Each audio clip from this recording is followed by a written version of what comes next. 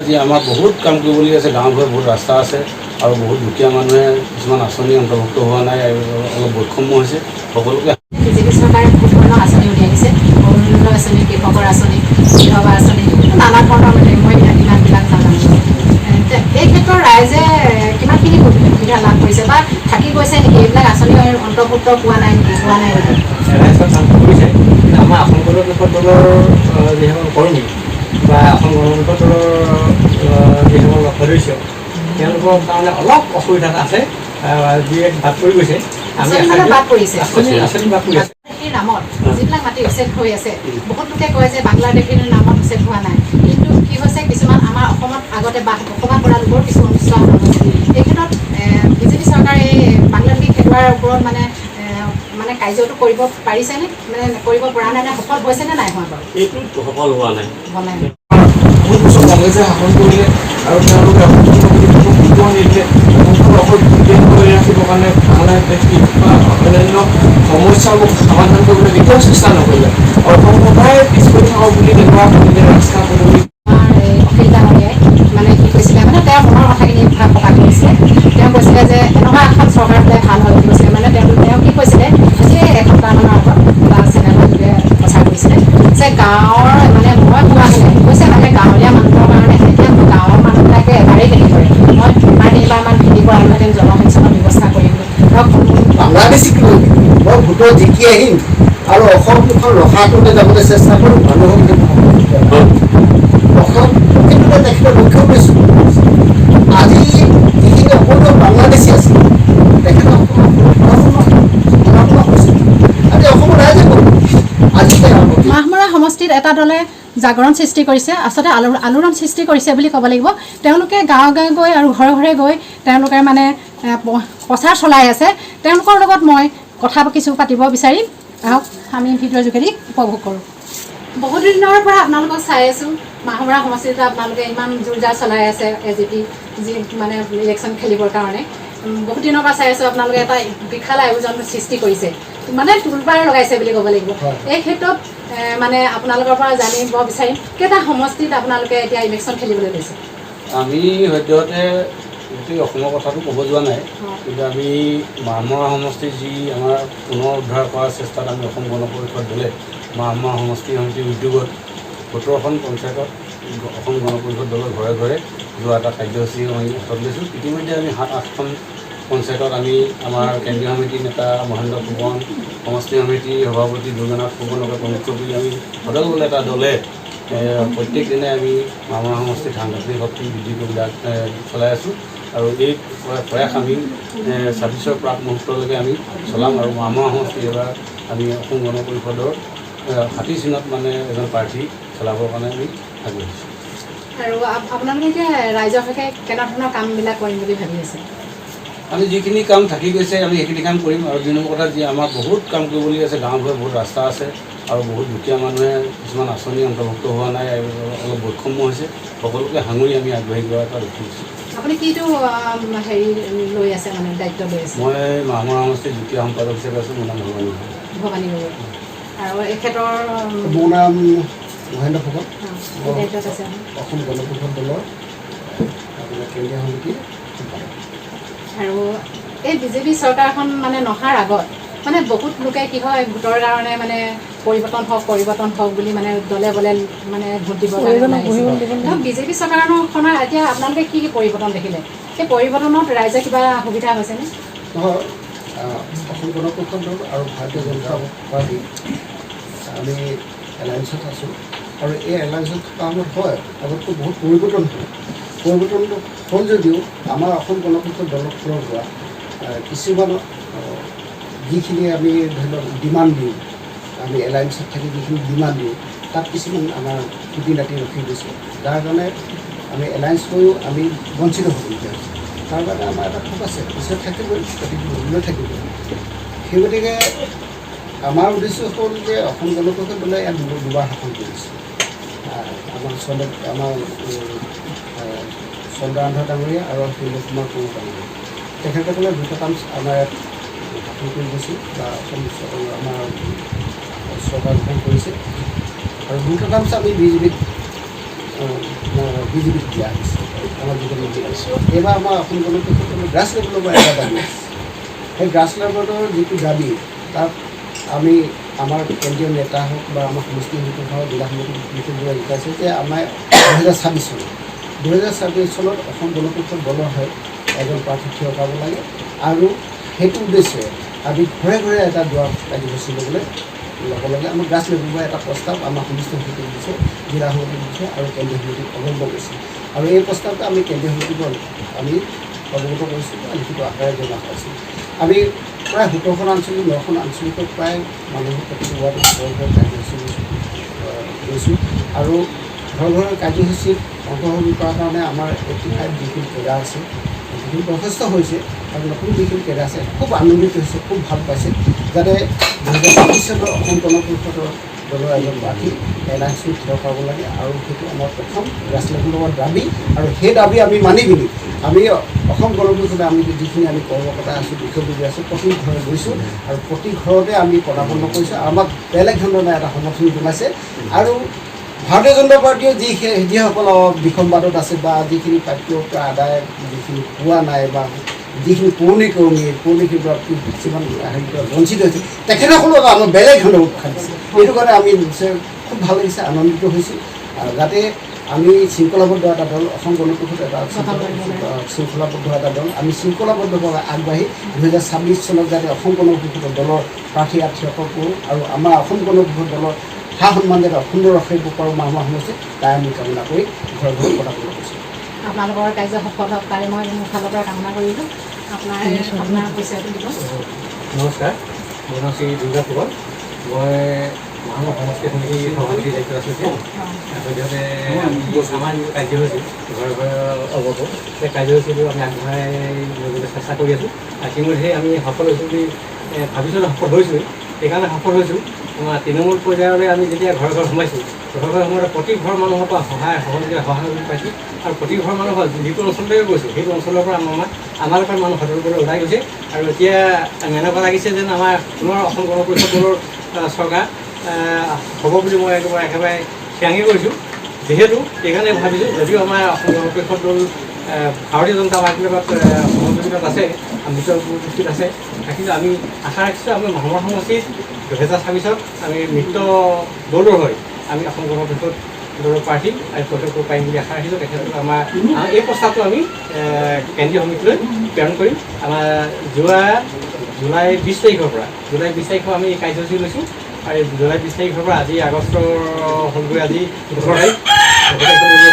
ইতিমধ্যে আমাৰ 9খন আঞ্চলিক সমাপ্ত হৈছে 9খন হৈছে আৰু বাকীখন আমি খুব সোনকালে আমি সমাপ্ত কৰি ৰাখিছোঁ ইয়াৰ পিছৰ পৰ্যায়ত আমি পুনৰ আমি কাৰ্যনিৰ্বাহখন দি আৰু পিছৰ পৰ্যায়ত কি সিদ্ধান্ত লোৱা হয় সেই সিদ্ধান্তবিলাক আমি ল'ম বুলি ভাবিছোঁ ইতিমধ্যে আমাৰ দেখিছে আপোনালোকে যে আমাৰ কেন্দ্ৰীয় সমিতিৰ সাধাৰণ সম্পাদক মহেন্দ্ৰ ফুকন ডাঙৰীয়া আছে আমাৰ সহ সম্পাদক আমাৰ সমষ্টিৰ সহ সম্পাদক ভুজন কোঁৱৰ আছে সুখেন ৰাজকোঁৱৰ আছে ইতিমধ্যে আমাৰ আজি আঞ্চলিক দুবাৰ আঞ্চলিকত আজি সোমাইছে দুবাৰ আঞ্চলিকৰ সভাপতি সম্পাদককে আদি কৰি প্ৰায়কেইজন আছে ইফালে আমাৰ সদস্য আমাৰ পাৰ্থ প্ৰতিম কোঁৱৰ আছে আমাৰ দিচাংপানী পঞ্চায়তৰ কাউন্সিলাৰ আমাৰ অনিল ডাঙৰীয়া আছে আৰু ইয়াত ধৰি লওক আমাৰ দুবাৰ আঞ্চলিকৰ সভাপতি সম্পাদক 2জন আছে আমাৰ গতিকে আমি আশা ৰাখিছোঁ যে 2026 আমি পুনৰ অসম গণ পৰিষদটো মানে আমি আগবঢ়াই নি আমি সম্পূৰ্ণ নিৰ্বাচনমুখী কৰিব পাৰিম বুলি আশা ৰাখিছোঁ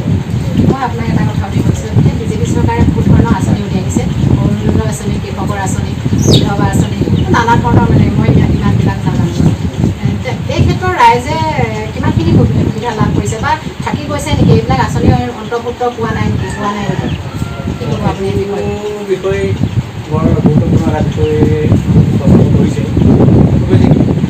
আমি যেনেধৰণে আশা কৰিছিলোঁ তেনেধৰণে আশা কৰা কাম কৰিছে কাম নকৰা কাম কৰিছে ৰাইজৰ কাম কৰিছে কিন্তু আমাৰ অসম গণ পৰিষদ দলৰ যিসকল কৰ্মী বা অসম গণ পৰিষদ দলৰ যিসকল সদস্য তেওঁলোকৰ কাৰণে অলপ অসুবিধা আছে যিয়ে বাদ পৰি গৈছে আমি বাদ পৰি আছে আমি এইখিনি পৰ্যায়ক্ৰমে আগবঢ়াই নিব পাৰিম বুলি আমি আশা ৰাখিছোঁ যিহেতু আমাৰ অসম গণ পৰিষদ দলৰ লগত ভাৰতীয় জনতা পাৰ্টি এলায়েন্সটো আছে আমি ইতিমধ্যে আমাৰ হেৰিও প্ৰস্তাৱো দিয়া হৈছে আৰু আমাৰ সন্মানীয় অতুল বৰা ডাঙৰীয়াও ইতিমধ্যে জনোৱা হৈছে। নিশ্চয় আমি এইখিনি আগবঢ়াই দিব পাৰিম বুলি আশা ৰাখিছোঁ। কিন্তু হ'লেও আমাৰ এটা ক্ষোভ আছে, যিহেতু অসম গণ পৰিষদ দলৰ কৰ্মীসকলৰ লগত ভাৰতীয় জনতা পাৰ্টীৰ কৰ্মীসকলে অলপ সহযোগিতাটো আমি যেনেধৰণে পাব লাগিছিল সেই সহযোগিতা আমি পোৱা নাই। সেইটো আমাৰ ক্ষোভ আছে। আশা ৰাখিছোঁ আমি তেখেতলোকে আমাৰ লগত সম্পৰ্ক কৰিব আৰু অনাগত দিনত তেখেতৰ আমি হ'ব পাৰিম। কিন্তু কথাটো হৈছে কি আমি গোটেইখিনি দায়িত্ব কেন্দ্ৰীয় সমিতিয়ে ল'ম। সন্মানীয় মানুহৰ পৰা আমাৰ কেন্দ্ৰীয় সভাপতি তেখেতৰ অধীনত আছে বুলি আমি তেখেতৰে যেনেকৈ চলাব লাগে আমি তেনেকৈ চলাম আৰু তেখেতৰ ওপৰতে আমাৰ গোটেই কাৰ্যনিৰ্বাহ। তথাপিতো আমি আশা ৰাখি আমি যে আমাৰ কাম যিখিনি আমাৰ অসম গণ পৰিষদ দলৰ যিখিনি কৰি ৰখাম আমাৰ যে প্ৰতি ঘৰে ঘৰে আমি যিটো কাৰ্যসূচী সেই কাৰ্যসূচী ৱাৰ্ড সদস্য প্ৰতিটো ৱাৰ্ডত আমি এখন ভোট কমিটি আৰু এখন আঞ্চলিক কমিটি আৰু পূৰ্ণাংগ হিচাপত প্ৰস্তাৱটো প্ৰস্তুত কৰি যিখিনি গণভোট হৈছে। আজি সেই হেতুকে আমি জমাঞ্চলিক আজি পাইছোঁ। জমাঞ্চলিকটো আজি আমি BLৰ পৰা আদি কৰি যিখিনি আমাৰ প্ৰয়োজন BLৰ প্ৰয়োজন আছে ভোট দিলে নাই যেন তেখেতৰ প্ৰয়োজন আছে সেইখিনি আমি কালেক্ট কৰিছোঁ। লগতে আমি ভোট কমিটিখন কৰা হ'ব আৰু আঞ্চলিক তেনেকৈ আমি প্ৰতিখন অঞ্চলত আমি আগবঢ়াই লৈ যাবলৈ চেষ্টা কৰিম। বুলন কোঁৱৰ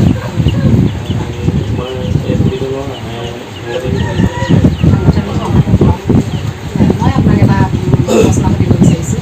এতিয়া এই বাংলাদেশীৰ নামত যিবিলাক মাটি উচ্ছেদ হৈ আছে, বহুত লোকে কয় যে বাংলাদেশীৰ নামত উচ্ছেদ হোৱা নাই। কিন্তু কি হৈছে, কিছুমান আমাৰ অসমত আগতে বসবাস কৰা লোকৰ কিছু অনুষ্ঠিত হৈছে।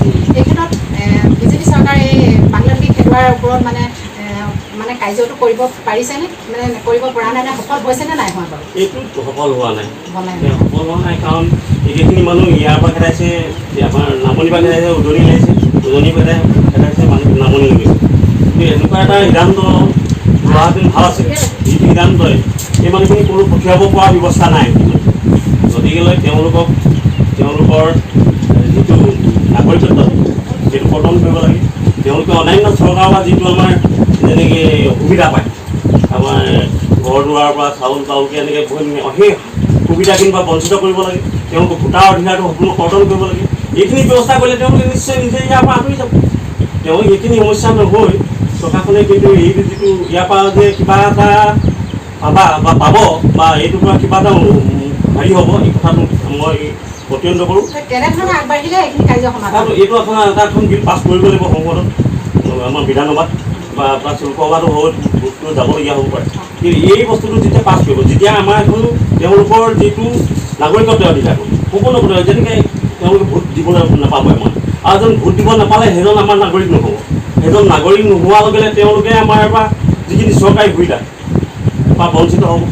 বঞ্চিত হোৱাৰ লগে লগে তেওঁলোকে নিশ্চয় পায় ইয়াত কোনো অধিকাৰ নাই। খাওক, তেওঁলোকে লেবাৰ হিচাপে থাকক, কাম কৰি খাওক। এনেকুৱা যদি কিবা এটা ব্যৱস্থা কৰিব পৰা ব্যৱস্থা আছে, সেইটো কৰিলে নিশ্চয় আমাৰ অসমখনৰ এই সমস্যাটোৰ পৰা সমাধান হ'ব বুলি মই ভাবোঁ। মই আপোনাৰ লগত চিনাকি হ'ব বিচাৰিছোঁ। মই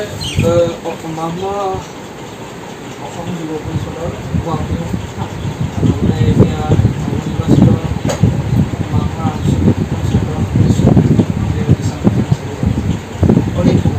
মই সুধিব বিচাৰিছোঁ আপোনাক যে শিৱসাগৰত এটা বাংলাদেশী খেদুৱাৰ ওপৰত এটা প্ৰতিবাদ হৈ আছে। সেই প্ৰতিবাদটো আপোনালোকে ভাবে নেকি যে মানে প্ৰতিবাদটো হ'ব লাগে বা আপোনালোকে এই ক্ষেত্ৰত সহায় কৰিব নেকি?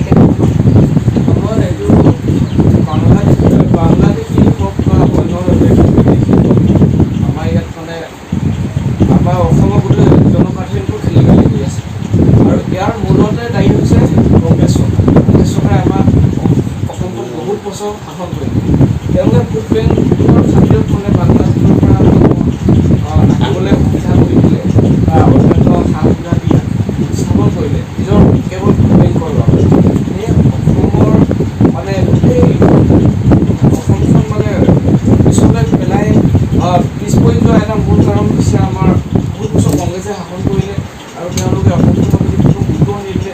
অসমখন অকল ভোট বেংক কৰি ৰাখিবৰ কাৰণে বাংলাদেশ বা অন্যান্য সমস্যাবোৰ সমাধান কৰিবলৈ কেতিয়াও চেষ্টা নকৰিলে।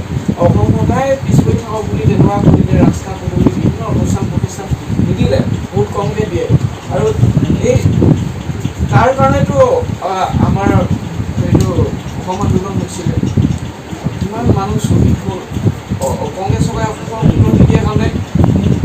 অসমৰ ৰাইজ ওলাই আহিছিলে মাৰ বান্ধি ইমান হাজাৰ হাজাৰ মানুহ মাৰপিট কৰিলে, গুলিয়ালে, বহুত মানুহ ধৰক শিকা হ'ল, বহুত মানুহ ভংগ হ'ল। আজিলৈকে মানুহৰ সেই বেদনাবোৰ মানুহৰ অন্তৰৰ পৰা যোৱা নাই। সেইখিনি মানে কংগ্ৰেছে সেইখিনি নকৰাহেঁতেনো আলোচনা যদি কংগ্ৰেছে অসমৰ কাৰণে ভালকৈ কাম কৰিলে এইটো অৱস্থা নহ'ল। এতিয়া অসমখন ইমান পিছ পৰি নগ'লহেঁতেন অন্য ৰাজ্যৰ তুলনাত। গতিকে ইয়াৰ ক্ষেত্ৰত সম্পূৰ্ণ কংগ্ৰেছৰ দায়ী। আৰু এতিয়া আমি গম পাইছোঁ যে সংগঠনটোৱে এইটোতো ক'বই দিয়ক বিদেশী আমি ৰাখিব নোৱাৰোঁ, আমি হ'লেও বিদেশী কেতিয়াও সমৰ্থন কৰিব নোৱাৰোঁ। আমাৰ যিজন আছে আমি বিদেশী যদি আছে সঁচাকৈ আমি পাৰিলে চিনাক্ত কৰি বিতৰণ কৰিব পাৰিব লাগে। এইটো আমি সমৰ্থন জনাইছোঁ, কিন্তু ইয়াত প্ৰশাসনৰ সহযোগ পোৱা উচিত সংগঠনটোক। আৰু এতিয়া অখিল ডাঙৰীয়াই মানে কি কৈছিলে, মানে তেওঁৰ মনৰ কথাখিনি প্ৰকাশ কৰিছিলে। তেওঁ কৈছিলে যে এনেকুৱা এখন চৰকাৰ হ'লে ভাল হয় বুলি কৈছিলে। মানে তেওঁ কি কৈছিলে, আজি এসপ্তাহমানৰ আগত এটা চেনেলৰ যোগে প্ৰচাৰ কৰিছিলে যে গাঁৱৰ মানে মই কোৱা হ'লে কৈছে, মানে নিজৰ মনৰ কথাখিনি কৈছে যে মই মানে গাঁৱলীয়া মানুহৰ কাৰণে এতিয়া গাঁৱৰ মানুহবিলাকে এবাৰেই খেতি কৰে, মই তিনিবাৰমান খেতি কৰালোহেঁতেন, জলসিঞ্চনৰ ব্যৱস্থা কৰি ধৰক মানে বহুত সুবিধা দিলোহেঁতেন কৈছে। আৰু বোলে গাঁৱৰ মানুহখিনিৰ কাৰণে মই ইণ্ডাষ্ট্ৰিয়েল ডাঙৰ মানে কি কয় খুলি দিলোহেঁতেন, যাতে গাঁৱলীয়া লোকসকলে মানে সংস্থাপন এটা কিবা যাতে পায়। আৰু কৈছিলে যিবিলাক জন্তুৱে মানে গাঁৱত গৈ পিনি অনিষ্ট সাধন কৰে, সেইসকলৰ অনিষ্ট সাধন নহ'বৰ কাৰণে কি কৰে ৰাজহুৱা স্থানত তেওঁলোকৰ মানে ৰুই পিনে মানে তেওঁলোকক মানে অনিষ্ট সাধনৰ পৰা ৰক্ষা কৰিবহেঁতেন কৈছে। আচলতে এইখিনি সঁচাকৈ যদি কৰিলে হয়, মই ভাবোঁ যে এনেকুৱা এখন চৰকাৰ হ'লেতো মই ভাল পাওঁ ন, কিন্তু সঁচাকৈ এনেকুৱা এখন চৰকাৰ গঠন কৰিব পাৰি নেকি? আচলতে তেখেতে মনৰ পৰা যিটো ওলাইছে উঠাই বুলি ক'ব, কিন্তু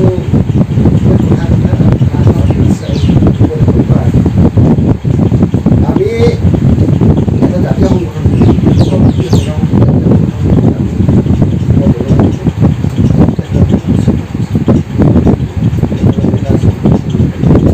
আৰু তেখেতে বাস্তৱত যিটো কথা ক'ব বিচাৰিছিলে যে আজি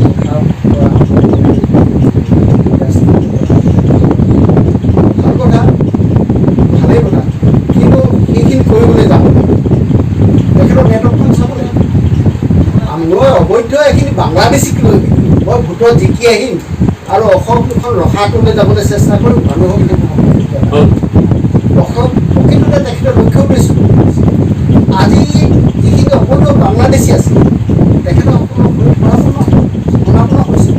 আজি অসমৰ ৰাইজে ক'ব, আজি কৃষক সংগঠন বা ৰাইজৰ দল মানুহৰ সেয়াসমূহ হ'বলৈ গৈ আছে, কিন্তু এইখিনিতে চব আজি আপুনি ধুবুৰী যাওক, বাকী জেগালৈ যাওক, সেইবোৰ নাম কৈছে আজি মানুহক তেখেতে নিৰাপত্তা কৰি দিছে। সেইখিনি তেখেতে নিজে ঠিক কৰি লওক, তাৰপিছত অসমখনৰ কথা ভাবক। অবৈধ বাংলাদেশীখিনি সাৱধি লৈ নিজৰ বুলি উত্তম বুলি ভাবি অবৈধ বাংলাদেশী মহিলাৰ হাবিত লাভ কৰি তেখেতে এইবোৰ কথা চিন্তা কৰা অমূলক অযুক্তি, কোনো অসমৰ জনসাধাৰণে বিশ্বাস কৰিব নোৱাৰে। তেখেতে যদি খিলঞ্জীয়া মানুহখিনিলে লৈ যদি তেখেতে আগবাঢ়ি গ'লে নিশ্চয় অসমৰ খিলঞ্জীয়া মানুহখিনি ভৱিষ্যতত পাইব, কিন্তু এতিয়া নহয়। তেখেতে এইটো ডাঙৰ এটা ভুল কৰিছে আৰু অসমৰ জনসাধাৰণে তেখেতক লক্ষ্য কৰিছে। হয়, অসমৰ কৃষক সংগ্ৰাম বা ৰাইজৰ দলক মানুহ চাকৰি কৰিছে, আমাৰ মানুহ সমষ্টিটো বহুত আছে। এতিয়া তেখেতসকলে কৈছে বুজি উঠি অসম গণ পৰিষদ দলৰ আগত তেখেতসকলে চাবি লৈছে। কাৰণ অবৈধ বাংলাদেশী তেখেতক যাৰ কাৰণে আজি তেখেতসকলক গাছ লৈ মানুহে আমাৰ গৈছে। আপোনালোকে এতিয়া অসম গণ পৰিষদৰ ৰাইজৰ বাবে কি অনুৰোধ জনাব? ৰাইজৰ বাবে জয় আই অসম, জয় আই অসম, অসম গণ পৰিষদ জিন্দাবাদ, জিন্দাবাদ জিন্দাবাদ, অসম গণ পৰিষদ জিন্দাবাদ, জিন্দাবাদ জিন্দাবাদ, অসম গণ পৰিষদ জিন্দাবাদ, জিন্দাবাদ জিন্দাবাদ। অসম গণতন্ত্ৰটো সৃষ্টি এটা ইতিহাস আছে, এই সৃষ্টিৰ উপাদান আজি এখন গাঁও আৰু আমি অসম অসমবাসী এটা অনুৰোধ আছোঁ। হয়, ডাঙৰীয়া